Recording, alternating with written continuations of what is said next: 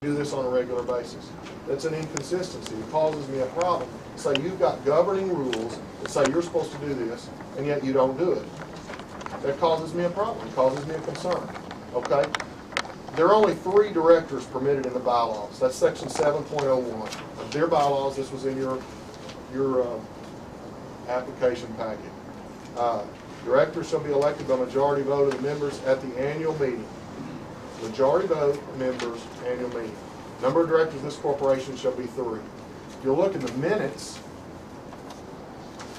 of the minutes from July 9th, 2003. Flip over there to you. If y'all let me just read it. You can confirm it later, I'm sure. July 9th, 2003. There was a discussion. I'm starting midway down. There was a discussion regarding the scholarship committee, when the scholarship committee would begin work and who was going to be on that committee. Sarah suggested that the wives of the directors become the scholarship committee. Okay? That would be Julie Isaacson, Kathy Mackey, Carrie Boswell, Barbara Hall, and Cindy Gibson. You see how many fingers I'm holding up? There's 5. I don't think we have polygamy in this state. Evidently there's 5 board members' wives, but there's only 3 board members. That's an inconsistency. It causes me a problem. Let me tell you something else that causes me a problem about that. Going by their membership. Okay? And he said this was when they made an application. This was not their membership date. Am I correct, Mr. Earston? That's correct. Okay. I'm looking on that list, and I see, let's see, where's my notes here? Julie Isaacson.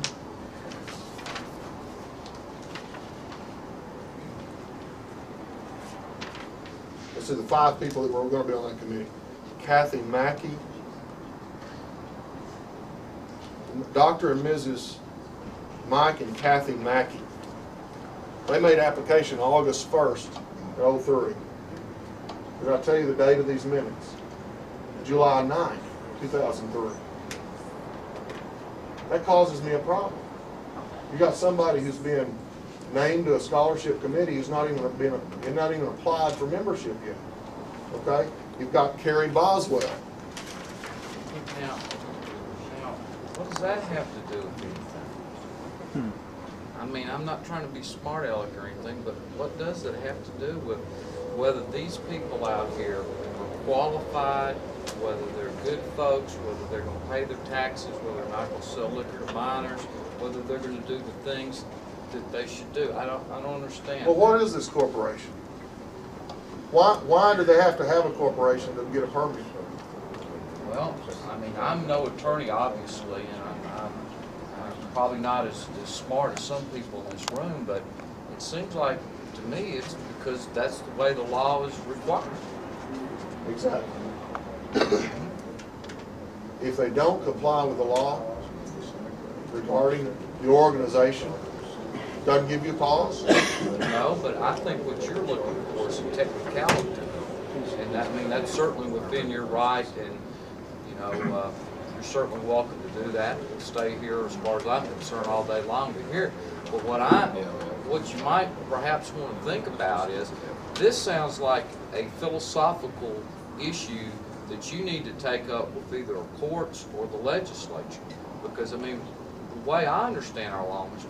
Shell, is it sounds to me like they have complied to it, but I didn't understand what the scholarships had to do with what you were saying there. I'm not sure that I understand, and maybe I'm just. Well, this is just a scholarship committee, but we're sitting around having a meeting, and we're talking about people who are going to be who are members of this organization that hadn't even applied for membership yet. This seems like a farce to me. Okay, they included minutes in their application, but I mean they look made up. I guess if you've got people who are listed here that aren't even members or haven't even applied yet, that just gives me pause. I mean, it causes me concern. I would expect it would to you.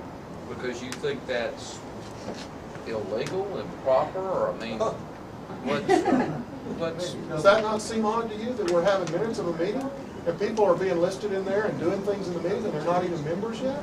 And why would they be there? A corporation gives notice to its members. That's the law. You have to give notice. The Their corporation rules only require has to that. have 3 officers, correct? So if the 3 officers were there, I don't understand what the problem is, sir. All right, you've got 3 officers. How many I don't- members I you mean, got? Okay, I know. How many members do you have? Well, I mean, for that matter, who was at this meeting? Well, there's no indication. They're making motions and doing things. There's no indication of who was there. Was there a quorum there? You can't act without a quorum. This board can't act without a quorum. If only 2 of y'all were here, 3 of you got sick today, you couldn't act. I mean, Isn't that right? Can y'all act without a quorum? You can. Well, how can a corporation act without a quorum? What's the difference? Well, what does that have to do with the scholarships? That's what I didn't understand. I mean, It has nothing to obviously do I with didn't go to law scholarships. school like you, but as you pointed out earlier, but I just don't understand that. I pointed out earlier. You're talking about apples and oranges here, sir. I mean, just my opinion. I'm not talking about scholarship. I'm talking about corporate law. Okay. Next point. Okay. Next point. Regular meetings of the board are to be held after the annual meeting and each adjourned session thereof. I haven't seen any board meeting minutes. According to your application schedule, that's required. I don't have it. According to the bylaws, section 7.05 of this organization, notice of board meetings is required. Section 703 says no notice is required. There's inconsistencies in this organization.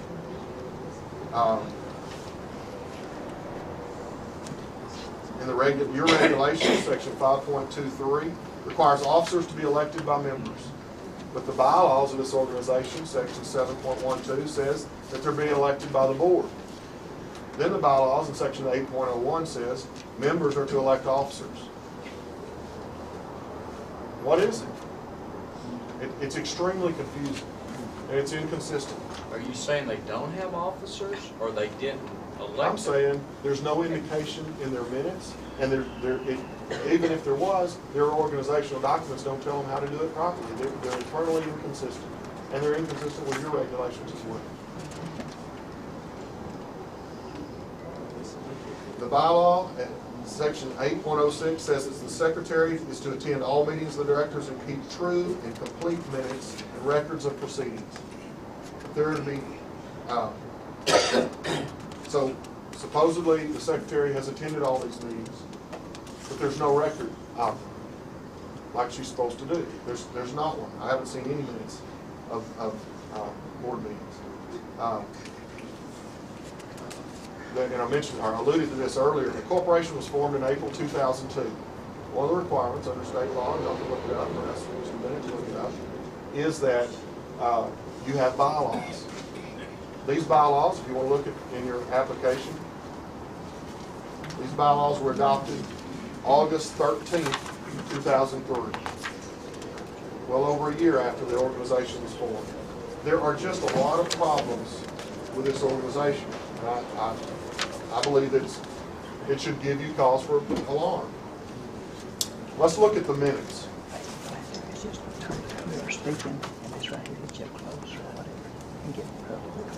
Corporate law and this organization requires minutes of meetings. The first set of minutes that's in your record is from December 10th. The only indication we have of who was there was three people. Piero, Sarah, and R. Hall. Don't know who that was. No, I take that back. There's Paul and there's Jay Boswell. So 5 people are there. We don't know how many members there are. We don't know how many members were given notice. We don't know if there's a quorum. Okay?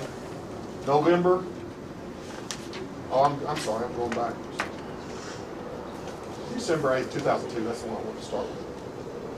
There's only 3 people indicated here. Piero, Sarah, and Paul. So we got three people are identified in these minutes as being present. No indication of quorum, no indication of how many members. Frankly, according to the record, it looks like they're probably the only 3 members at that time. But doesn't they, We will so stipulate. Okay, hold on, we got, Perfectly legal. To have 3 members. Yes, because It's legal. under the Kesterson case, the Supreme Court said you had to have 100 members for a year.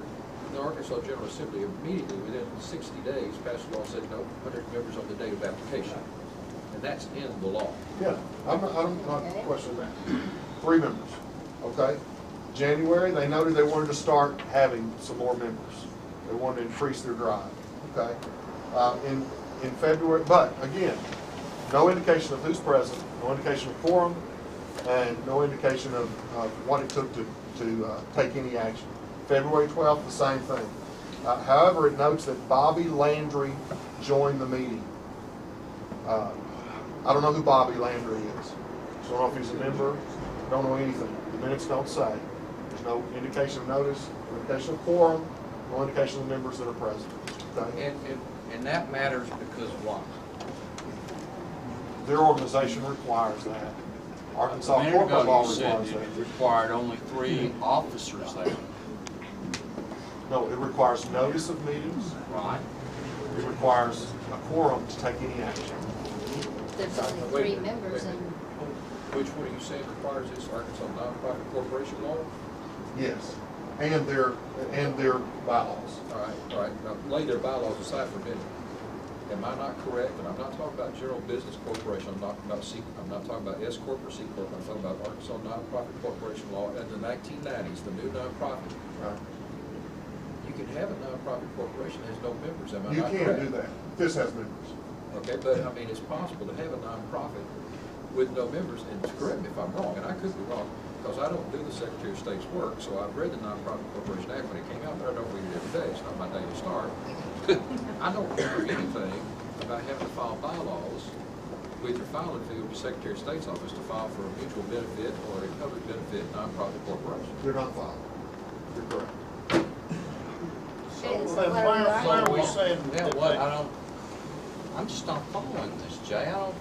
Why is this a big deal? And I'm not trying to be difficult, I'm not trying to be hard, but what does this matter into the things that we have to do to decide whether these people are good, qualified activists? I mean, It has to do with an oath you took to support and enforce the provisions of this subchapter, the alcohol control laws of the state, the Arkansas Constitution, and the United States Constitution. Well, I think I fully understand that you are pointing out that you don't think that they are following the laws, and probably as a result of these technical things they've done, would not make a very good applicant. That's about it. I mean, that's That what they're I- unqualified. That they're unqualified because of Yes. the technicalities. because of the technicalities. Well, And if they're you not- call compliance with law a technicality, that's right, but this is compliance with the law and their own internal regulations and bylaws. Okay? I understand, I understand what you're saying. Okay. And I could go through all of these minutes. Frankly, they're just, it's riddled with inconsistencies. I got a page and a half here of notes about people seconding motions and taking action at meetings, and they're not even members yet. They haven't even applied for membership yet. There is no indication that any members' meeting has ever been held, membership committee meeting has ever been held, or that they've approved any members. And that, Do they to have me, to? yes, I think that's relevant. Why, to you you. just got through saying we just needed 3. You need 3. Need 3. Corporation. Well, you can have only 3, but if your records indicate you have more, then they have to be at the meeting. You have to give them notice of the meeting, and then there has to be a quorum to take action. You know what a quorum is? Yes, I do. Okay. You understand that? I mean, I don't know why is that not clear? What a quorum is? I didn't go to law school, but I did graduate North Little Rock Public Schools, Jay, so I think I know what a quorum is. Okay. So action without a quorum, is that valid?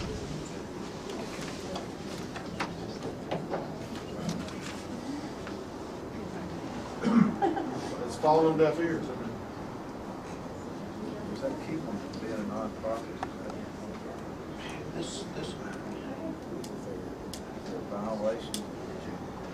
Well, I'm telling that the law, just broad general here, the law requires you to have a nonprofit apply, okay? There are. Hang on. There are, Okay. there are laws governing corporations in this state. You require a nonprofit corporation to be an applicant. If I bring evidence that this nonprofit has not complied with the law, has not complied with its own internal regulations, bylaws, that its own minutes and organizational documents are riddled with inconsistencies, that's all I can do. If all of you guys say, no big deal, then that's all I can do. But to me, that's a big deal. That's why the legislature passed the law. I mean, why have bylaws if you're not going to keep them? Why have minutes of meetings if it doesn't matter who's there? To me, that's just a... well, and I think he very adequately made these points. All right, well, let me We go have on. to think about, I will take that, what you just said, Okay. as a part of my decision-making process. Okay. I hope the other board members do, and in the overall scope of when we get through the rest of this, I hope the board members take into consideration the points you made, and you now got them in the record, and now and at some point, probably we're gonna get to see them again. Don, did you want to make one more comment here? I almost said something. Please, yes. I'll move on if you want me to. No. I think I've made that. ACA section 3-9-202, 10, correct me if I'm wrong, Jim, does not mention the word minutes. The concept of minutes is wholly born by board regulation. The board gets to interpret its own regulations. 513 sub D, I'm sorry, 515 sub 13B, whatever the hell it was we got a minute ago, you said 12 sets of monthly meetings, 12 months preceding the month of application. If he wants to say that they're bad minutes or they're inconsistent minutes, you can weigh that, you can decide. But it is not in 39202 sub 10, it is not, minutes, the word minutes never flow from the legislature's lips. I consider that significant to you because it's in the regulations. Okay, now, let's move on to factors. That's what you want to hear, and I've pretty much made the record. I'll tell you, before are you gonna start calling witnesses here? I'm gonna make a few All right, points. we're gonna do another 5-minute little break. Look at all these people get up and run. Yeah, I'm not using that. You've got past your medicine. Oh.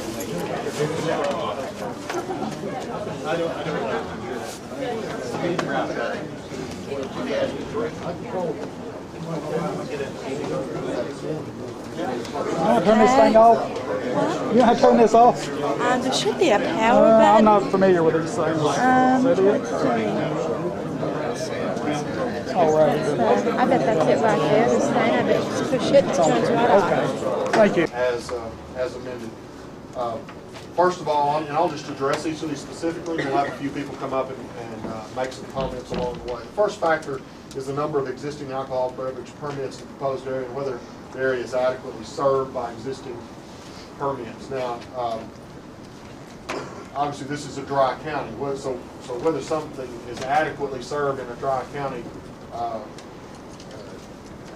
you might wonder, well, maybe it's irrelevant whether there's adequate service because the people here voted it dry. But so I would argue that maybe it's even irrelevant to a factor to consider because adequate is a judgment call, I guess. But there are 12 in existence right now in this county. I don't know how many. Some counties have more. A lot of counties have none. So, but there are 12 existing permits in the area. Number two is the types of existing permits. Well, in the dry county, you only have private club permits. So maybe that's not a real relevant issue either, as far as that, because that's all you can get. Okay, so we're getting a little more of the main suitability of the location, the proposed outlet, including such factors as traffic hazards, traffic congestion. I got one of the letters in the file, and I have pulled this one out, and I'm going to make it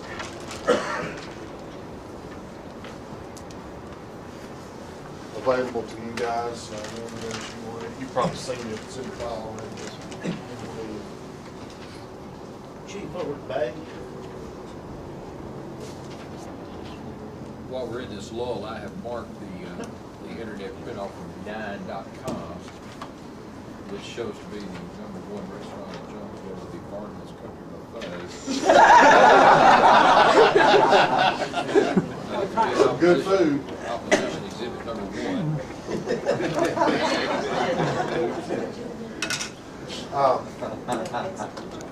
This has to do some with traffic and some with several of the issues regarding suitability of location. This letter is from Joe and Carla Borden, and I read the letter, and it says I want to tell you a little bit about their organization. They run a publicly funded. It says publicly funded, but I don't think that she really meant. When I hear publicly funded, I think of government, and it's really not that. So to be fair, it's funded by the public, I guess is a more accurate way to say it. It's 501c3 youth outreach located at 218 South Main. This is in the next block, if I understand correctly. It's the street in front of Piero's is a one-way street. This is in the next block, and they currently host 100 to 200 kids from age 12 to 18 at our facility every Saturday night from 7 to 11 p.m. Mission is to give teens a positive alternative to weekends. Now, she said they have a sign-in sheet. She said it's verified, 100 to 200 kids every Saturday night. On behalf of their board of directors, they want to speak to thousands of teenagers that frequent our outreach when we say that we are vehemently opposed to any private club being established on Main Street. Unfortunately, the absence of private club has in no way hindered those who want to drink or have parties in downtown areas. Several occasions the last few months we've had to redirect people who are intoxicated walking downtown and stumbling into our youth outreach. Adding a private club to this area would only worsen the problem that currently exists. Before purchasing the property last year, we met with the Downtown Association regarding pursuit of turning downtown into a Beale Street environment. We were assured by the director that such an attempt would not happen. Unfortunately, time has proven otherwise. It is our position that as long as Jonesboro remains dry, that you stop issuing private club licenses in Jonesboro. I went ahead and called her and asked her if she could come today. Unfortunately, she and Joe had taken spring break week, and they had taken a group of kids to San Antonio, I believe is what they said they were going. I called and reached her on the phone just to flesh out a little of the information. I thought that you would want to know how they were funded. And she said 20% of their income is given by churches, 80% is given by private donations from businesses and individuals. So you've got a fairly broad-based support in the public there. This is an alternative for kids on the weekend, Saturday night, and she wanted me to stress that they have activities during the week as well, but that she is concerned about safety. That was one of the things that she stressed. She, I guess, is particularly sensitive to it because she lost a family member to a drunk driver. She said she feels responsible for the kids that she's attracting to the area. She's concerned about their well-being. She's afraid that there will be an impact. She did not have anything negative to say about Trimarchi's. She said they were delightful people. She said they have a great restaurant. So she wasn't trying to attack me. I want you to know that. She was just concerned about the safety and well-being of these kids because they're drawn to that area. And they're trying to just give an alternative for kids for weekends. She said there was as far as safety and traffic congestion, she said just last week there was an accident in front of their organization, place of business. She said that there was car glass on the sidewalk there. And if you saw in the pictures there, they have some planters downtown. They're really nice. They're bricked, and then they've got a concrete top around them. And she said that this car had obviously hit that, had hit a dumpster in front of the building.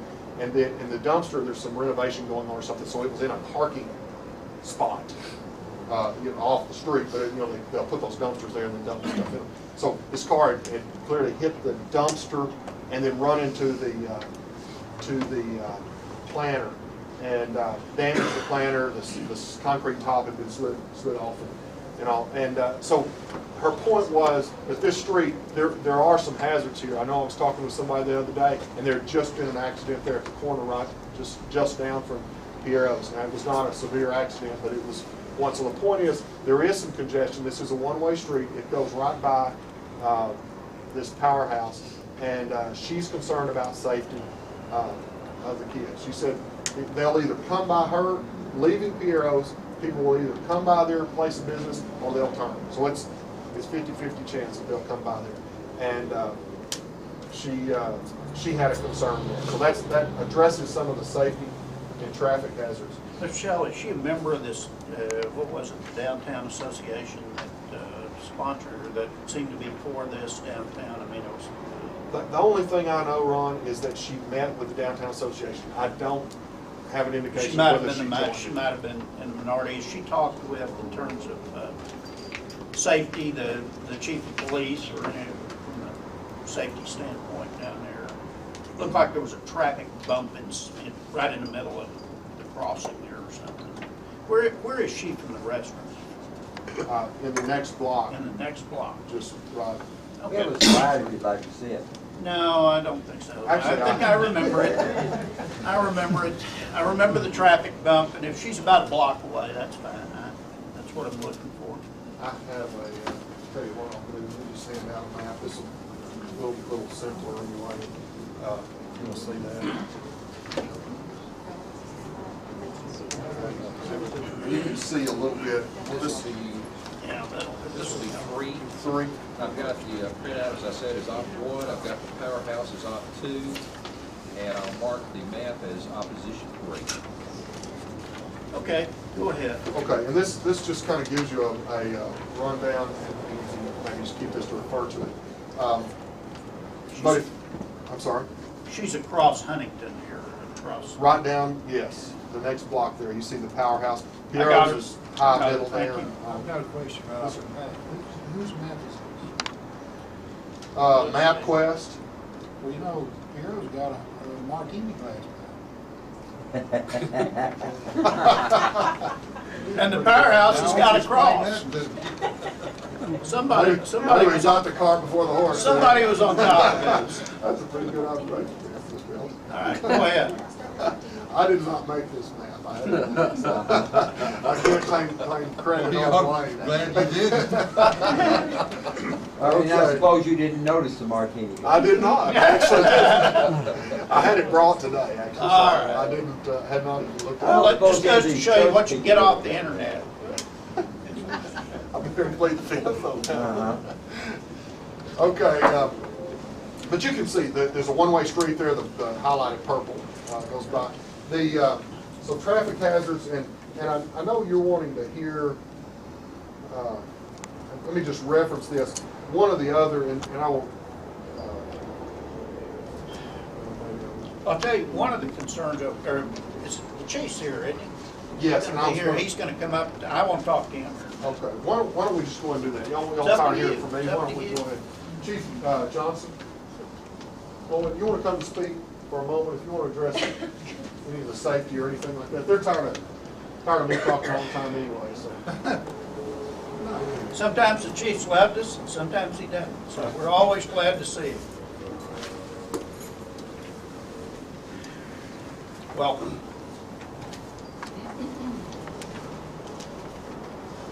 What are you going to say?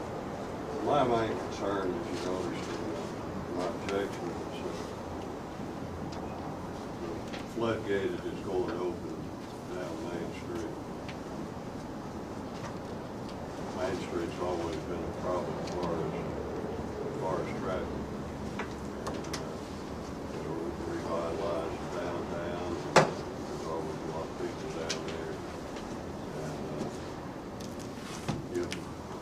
right now, we've got parking problems. But if this is permitted, and the other one is permitted, and on down the line, we have 2 or 3 boards waiting in line now to see what happens on this one. If the floodgates open, then we're gonna have a tremendous problem down Main Street. That's my opinion. I noticed, and Chief, and you know, you've been here, and I think you did a real adequate job on testifying on the problems and the traffic and what have you when we disapproved the Chili's in the Outback, and I commend you for that testimony. Do you see any law enforcement problem with this permit? Same question I ask every law enforcement officer. You never know. I don't think the type of business that they're saying that they're going to run, I don't think that would be a police problem per se. But if somebody gets in there and gets drunk, comes out, then it would be a police problem. So, or walks out in the street and gets hit by a car. I can't predict. I can't predict that. How far are y'all from this place in terms of if assistance was needed up there? Oh, 3 blocks at the most.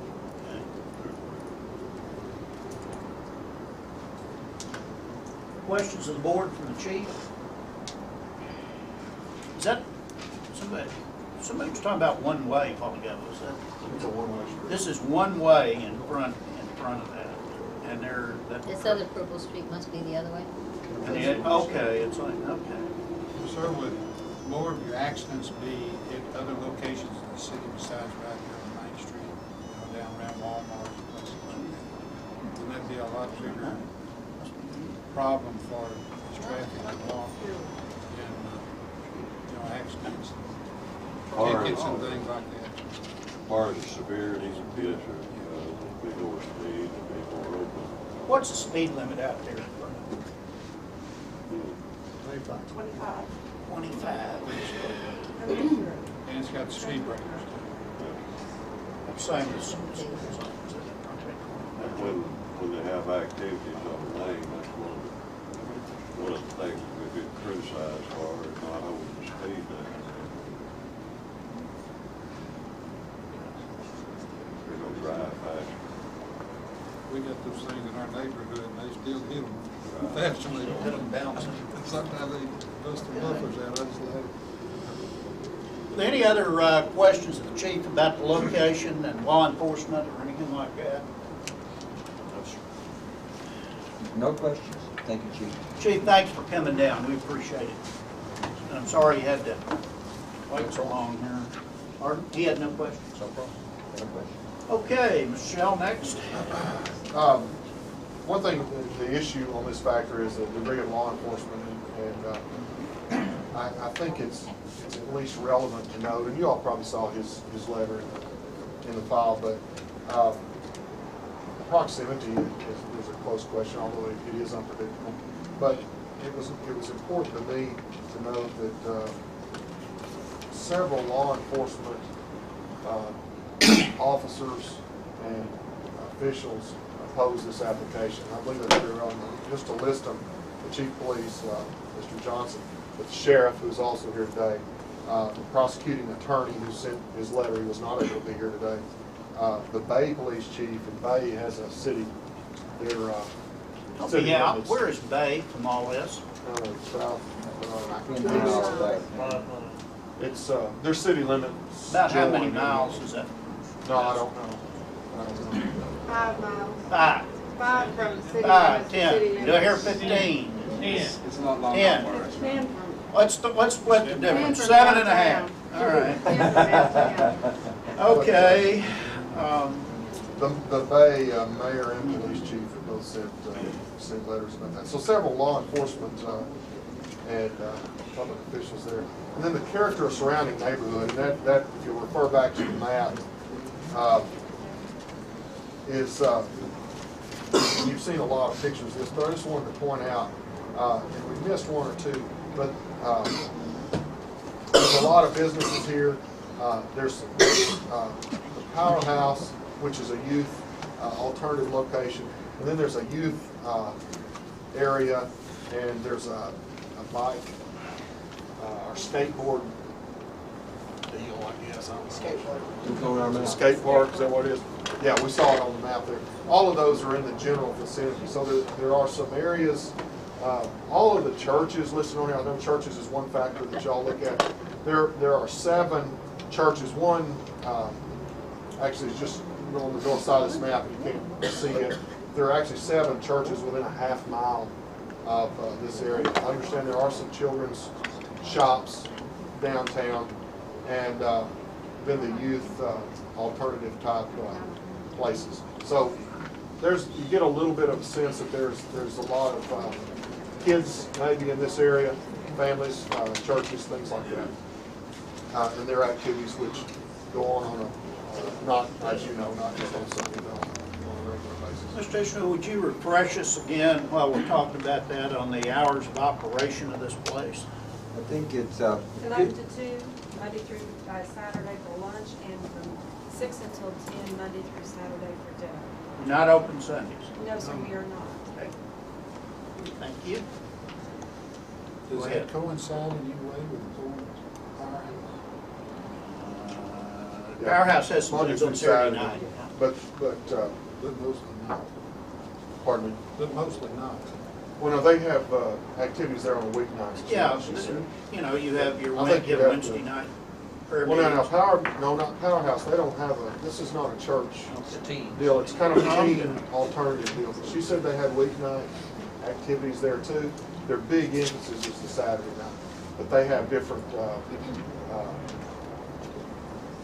sport type things and just activity type things, games, whatever, on different weeknights, she said too.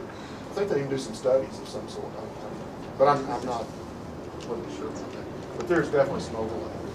You've got, looks like on the map, there's a Central Baptist church is on down the way, First Christian, and First Methodist is sandwiched in between the Good Baptists. And then you got Piero's on up, you've got a Nazarene church, looks like about 4 or 5 blocks from it. There's one 2 blocks away. Yeah. How many? 2 blocks. 2 blocks to the Nazarene church? No, there's one on you. Now, I'm looking at the map, it looks like I there's think a, we missed one in there, so I don't know if you know where it is, but there was one. well, that's First about- Baptist looks like it's about 10 blocks away. Okay. And then there's one at the north at the top. Anyway, there's several churches. I know that's one of the factors that you consider. we pointed out the ones that were closer, there's lots of them farther away. Sure. Well, But all these within a half mile. So. okay. Suitability of the proposed building. And we haven't done a study or anything like that. You can observe the pictures just as well as I have. It looks like it's a very narrow building, long and narrow. I noticed in the event of a fire or hazard, there might be some hazard because it'd be a limited escape. You've got one door on the front, and then through the kitchen or something out the back, there's one there. So just a potential for a problem if there was a fire or some sort of hazard. Looked like it might be a little congested trying to get out of it. The building condition, obviously it's an older building, but I don't know that I observe anything there that makes say it wouldn't be suitable for a private club as far as that goes. Building security, again, the limited escape route, I think there was some testimony that there is a security system that they're either putting in or going to putting in. You know, one thing that I observed there about the building, if there was somebody who came and became inebriated, they've got to leave. There's no place to stay there. There's not on-premises housing or as we said in a hotel that's got a restaurant next to it. If you're going to go and drink, if you drink too much, you're going to have to cross that street and you're going to have to drive somewhere because there's not homes around here. So just an observation about that. If there's no overnight lodging around this place, you're going to, unless you have a designated driver, you're going to have to drink and drive to leave this area. And again, it's a fairly narrow one-way street with some possible hazards there with the kids and things like that they're on Saturday night. The potential impact on churches, In schools, again, there were 7 churches within that half-mile zone. Just proximity. There, I guess I need to have we have one minister that's going to come and speak. Let me have him come. Jim Davis, are you going to come? And I don't believe he got sworn in first, so we may need to address that. Am I correct, Jim? Well, come on up and then let's do that. Thank you, Reverend Davis. Will you raise your right hand, please? Do you solemnly swear and affirm that the testimony you're about to give in this hearing is the truth and nothing but the truth, so help you God? Thank you very much.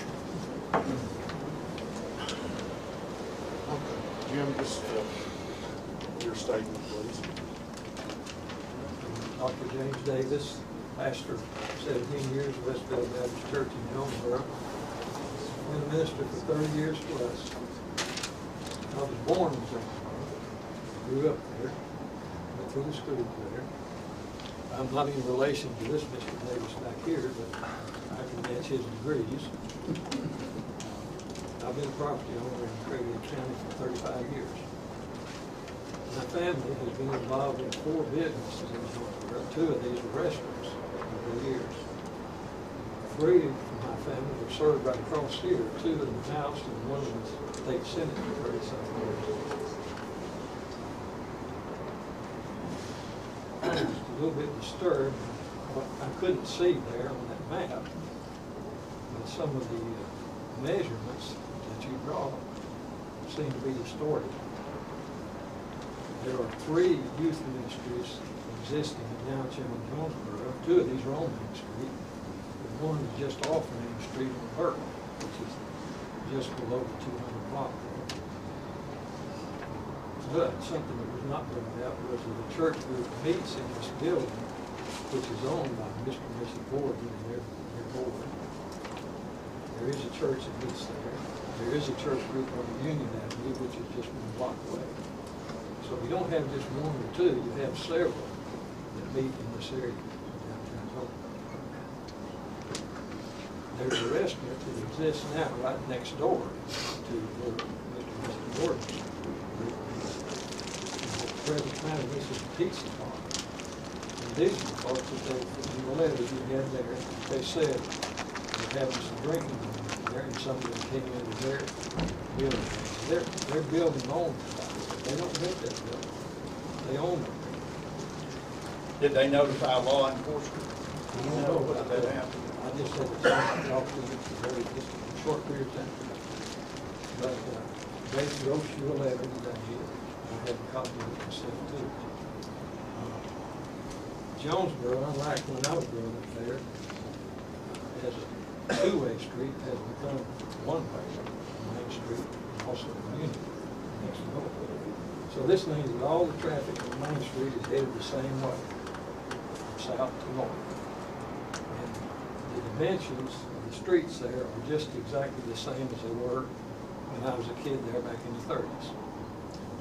Now, Jonesboro has grown from 10,000 then to about probably 60,000 now. So we have much, much more traffic. The chief has already wrote that out. There are pedestrian crossings there on Main Street, but now the traffic moves at a very fast pace in spite of these so-called speed bumps. Now, what needs to be explained about these speed bumps, and I don't believe the other Mr. Davis brought this out, these are just about like that, about that high. They're not real speed bumps like you can encounter in a supermarket parking lot or something like that. And these don't slow the traffic down much either. They're not that big. The traffic does move at a fast pace, and this is one of my concerns. There's parking on both sides. And I was down there the other day. I was out in the street there talking with Mr. and Mrs. Tremarkey and Bob here. We witnessed an accident right there, just below their place. One of our local attorneys was involved in that accident.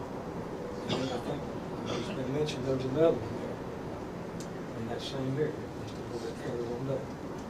So we do have a traffic problem in spite of what's been presented here. And naturally, as your population increases, you're going to have more and more cars. Now, When I was a kid growing up in Jonesboro, you did well to have one car. I came up back in the Depression years when things were slow. People were fortunate to have one car. And now many families have 3 or 4 vehicles. So we do have this as a hazard that's been multiplied many times. It was brought up about this scholarship fund that this restaurant would have. And I understand, and I read this in the Jonesboro paper, they had given 1 scholarship, and someone said 2. The church, of which I'm a member since I retired from where I pastored, also has scholarships. We don't have any liquor to foster those scholarships. We help kids. We have something like $20,000 in that fund right now. So we're trying to help them, but we don't have to have any liquor involved to do it. Another thing brought out there, it was brought out, it sounded to me like that all the money that's been used for downtown improvements came from the property owners. I'd like to dispute that. Some of that was grant money. It was given to the city. So I think that needs to be brought out. And it's already been brought out. Another thing that I was going to mention here about how Piero's is rated. I've not been in their restaurant. I was invited to go in there. Really, I didn't have any reason to. But I have something here with me pertaining to hazards produced by liquor. Let me say again, as far as the downtown is concerned, your rules, if I'm understanding what I've heard, is they do have reference to proximity to churches and ministries. And I believe that's a valid concern. So we have a concern right now in downtown Jonesboro because of that. That's one of the factors. We have to consider all the factors, but that's one of the factors that we have to consider. I have right here a report from the Arkansas State Police. This report is dated 3/3/04. This was on Wednesday in the evening. 2 young people were killed in this wreck. The driver of the car that struck this vehicle, which these 2 young people were riding, they were on their way to church, was drinking. And it's very possible that this person is going to be charged. But let me just read this to you. It tells the details here where it's located and everything. This is just south of Jonesboro. And it says there were gouge marks and tire scuff to indicate form of impact. Both vehicles became airborne as they left the roadway, resting in the grassy area north and west of the area.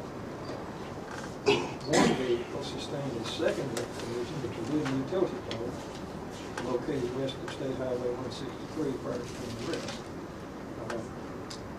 One vehicle, without a doubt, started into the lane stop sign. This was the person who was under the influence.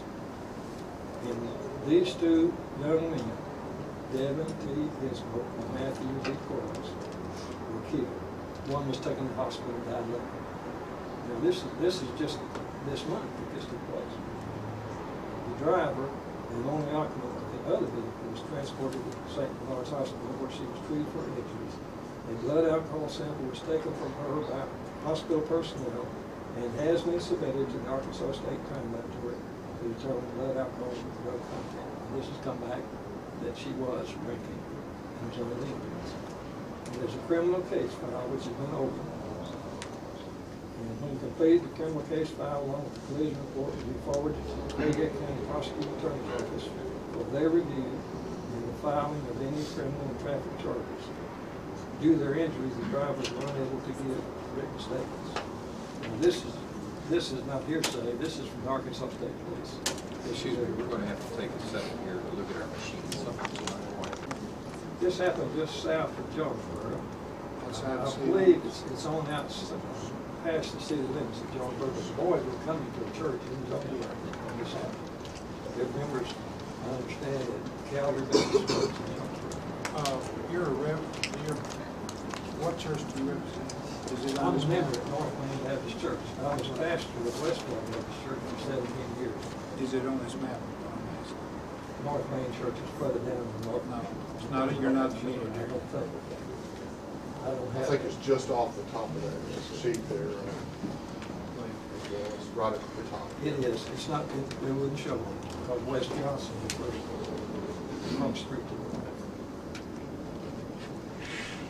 So, Reverend, your concern is, I mean, one more glass of alcohol or one more beer that showed up in the community or one more glass of wine could potentially cause these problems. Is that sort of where we're headed?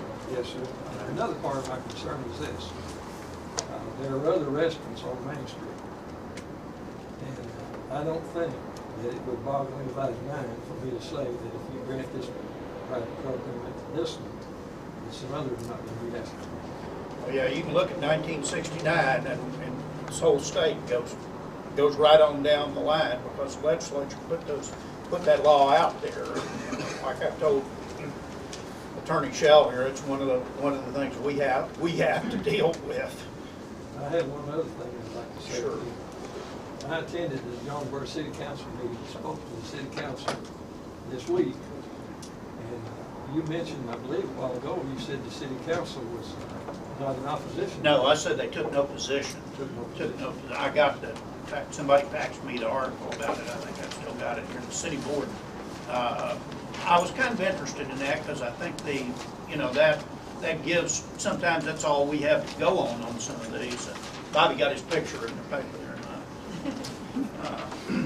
But I noticed they did not take a stand on the permit. They didn't say they were for it or against it. They did say this needs to be brought up. They said we could visit with individual members of the City Council. And that's in the article. That was in there. I was glad to read that. And we've done that, and the whole City Council is not opposed to what we're trying to do. I'm the treasurer of the group that's been organized, Citizens Against Alcohol. And some of the other officers in this organization are here today. And that's primarily a group that is working to keep the county as dry as it can be. Is that what we're talking about? So I want to take you back to what I started to say a while ago.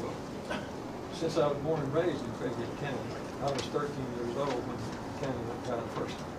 And I can still remember what it was like on Main Street back before. On your map right here, if you look, Huntington Avenue and Main Street, which is just right half a block now from Pierro, proposed permit location. The next door down from Huntington Avenue was a tavern back over there. And you had several more all down through there. You had liquor stores down on the other end of town, one right adjacent to Hotel Mobile, restaurants right there around the courthouse that served liquor. And this is my concern. I don't want to see Jonesboro go back to something like that. And I feel like if you issue this private club permit, we're well on the way.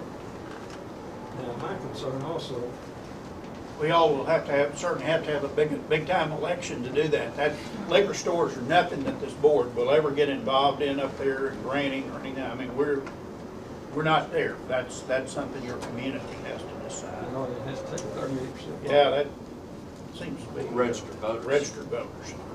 I want to make one other statement. I visited with both Mr. and Mrs. Markey in front of the restaurant down at the City Hall there when they had the meeting. Talked to both of them. And I thought I was being receptive and nice to these folks, courteous. But then I read the Arkansas Democrat Gazette the next day, and she spoke about our efforts to try to keep our town safe and keep private clubs out. And she used the term garbage. Now, I don't like that, especially. I don't like my efforts to be called garbage. Did she quote you, Reverend David? She was not quoting me, I'm quoting her. This was in the paper. And if it is something that is garbage, then I'd like to know what good sound government is all about. Well, we can't get into an argument between who said what, but I will tell you that this board does not take your efforts or anybody's efforts to keep people from drinking and driving and all of that as garbage. That's something that I hold very dearly. Our agents work hard, we got few, and we do our best. So I don't know how the outcome of this thing's going to be, but I'm speaking for myself, and I think everybody else here. Dr. Davis, I can appreciate that because we've had people over the years to to say some pretty nasty things about some of us, so I can appreciate that, and, you know, quite honestly, in a civilized world, you would think that everybody could, you know, keep away from those sort of thoughts, but there are those out there that do. Sometimes people overreact, but we value your efforts. I do. Well, just one more. Okay. Brother, Mr. Mark got up in my face on the city council meeting and that, and his wife had to pull him off. I'm saying that to say, to try to counteract what I was going to say good about him. That was not good enough. I would question it. And as I said, my family's operated residence in Jonesboro before. I would question, really, if we need somebody like that in proximity to these youth ministries. I just don't know where they're coming from. Thank you, Piero. Just a second. May I ask Just a one second. question? Yeah. Reverend Davis, were you present and heard Sarah Tremarky say the word garbage? You just asked me that question, I just answered. Did you say yes, you heard it? I did not. I said it was in the paper. Thank you. Any questions from the board? Thank you for your testimony. Dale Haas?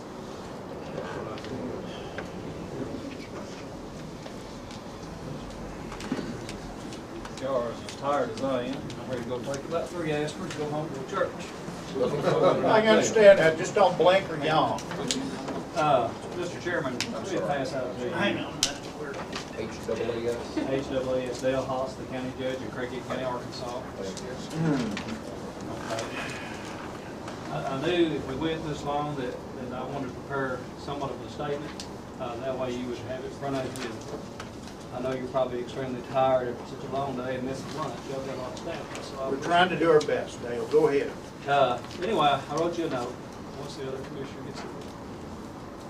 In my note, I wanted to state that it's obvious that the issuance of any additional liquor permits in Craighead County is of a very sensitive nature, with passionate and emotional feelings running deep on both sides of the argument. Still, as the county's chief executive, I consider it my responsibility to weigh in on issues that affect our communities.